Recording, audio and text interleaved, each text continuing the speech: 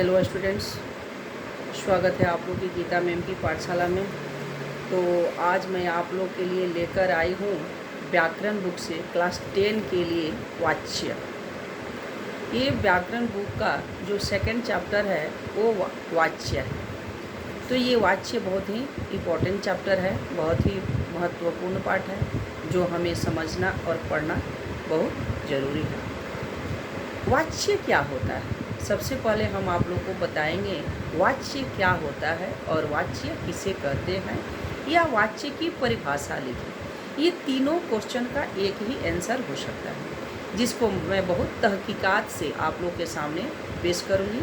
आप लोग अच्छे से इसको समझ जाइएगा और मैं उम्मीद करती हूँ कि आने वाले आप लोग को हाफ ईयरली में, एनुअल में या प्री बोर्ड हो या बोर्ड हो, उसमें किसी तरह की ग्रामर बुक से आप लोग को कोई परेशानी ना हो, कोई दिक्कत ना हो। इसलिए आप लोग यदि कोई दूसरा चैप्टर भी जानना चाहते हैं, समझना चाहते हैं, तो आप लोग कमेंट करके ज़रूर बताइएगा और वीडियो को सब्सक्राइब करना मत भूलिएगा। आप लोग कमेंट करके बताइएगा, तभी मैं जान सकती हूँ कि आप लोग कौन सा पार्ट जानना चाहते हैं और आगे क्या आप लोग को वीडियो चाहिए। आप लोग जब तक कमेंट नहीं कीजिएगा मैं तब तक नहीं जान सकती हूँ। इसलिए आप लोग को कमेंट करना, लाइक करना, सब्सक्राइब करना अनिवार्य है। तो सबसे पहले क्या है वाच्य? वाच्य किसे कहते हैं? जो हम बोलते हैं, जो हमारा वॉइस होता है, जो हमारा साउंड होता है, वही वाच्य होता है। जो हम बोलने का विषय होता है, जब हम किसी चीज़ पर, जैसे मैं अभी वाच्य, ये हमारा क्या है? बोलने का विषय है।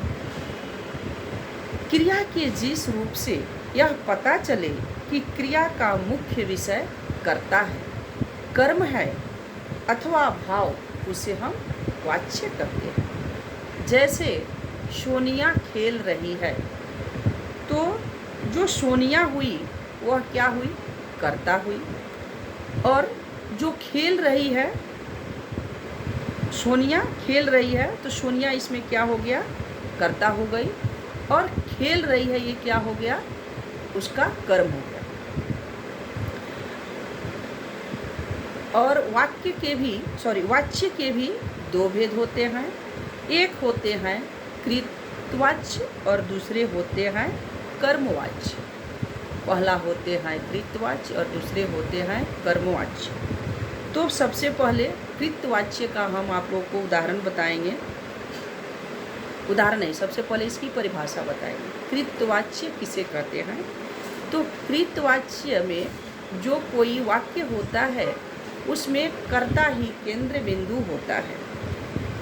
कृतवाच्य के वाक्य में कर्ता ही केंद्र बिंदु होता है, अर्थात कृतवाच्य में क्रिया अकर्मक भी हो सकती है और सकर्मक भी हो सकती है। आप लोग बहुत पहले 6, 7, 8 में आप लोग अकर्मक क्रिया, सकर्मक क्रिया पढ़े होंगे। आज आप लोग को अकर्मक और सकर्मक क्रिया वाच्य के साथ जोड़ा गया है, जिसको अच्छे से आप लोग समझ जाइएगा।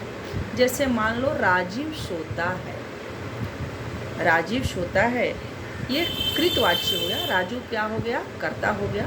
राजू सोता है, तो इसमें राजू के बारे में बताया गया है। उसका कर्म क्या है? राजू कर्ता है और सोना उसका कर्म है। उसी प्रकार यदि हम अकर्मक और सकर्मक की दृष्टि से इस वाक्य को देखते हैं तो ये अकर्मक क्रिया हुआ, क्योंकि राजीव सोता है। यदि इस वाक्य को हम सकर्मक बनाएंगे तो कैसे होगा?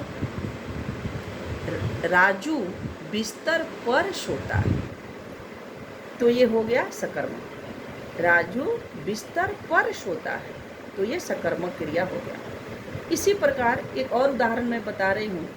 मान लो राजू पढ़ता है, तो ये क्या हुआ? राजू पढ़ता है, ये हो गया अकर्मक, क्योंकि इसमें उसके ये को नहीं दिखाया गया है। और यदि इसमें बोला जाए कि राजू पुस्तक पढ़ता है, तो ये हो गया सकर्मक। यदि पढ़ता भी है तो क्या पढ़ता है? तो पुस्तक पढ़ता है, तो ये हो गया सकर्मक क्रिया। तो आप लोग ये चीज़ कभी भी मत भूलिएगा कि कृतवाच्य में क्रिया अकर्मक भी होती है और सकर्मक भी होती है। तो अकर्मक कैसे होगा? जैसे राजू पढ़ता है, इसी वाक्य को हम सकर्मक बनाएंगे तो कैसे लिखेंगे? राजू पुस्तक पढ़ता है। राजू सोता है, ये क्या हो गया? अकर्मक। राजू बिस्तर पर सोता है, तो ये क्या हो गया? सकर्मक। ठीक है, उम्मीद करती हूँ आप लोग को अच्छे से समझ में आ गया होगा। अब है कर्मवाच्य। कर्मवाच्य के बारे में हम अगले वीडियो में आप लोग के सामने लेकर आऊँगी। तब तक इस वीडियो को आप लोग लाइक कीजिए, सब्सक्राइब कीजिए और कमेंट करके बताइए कि मेरी वीडियो कैसी लगी। तब तक के लिए अलविदा, बाय।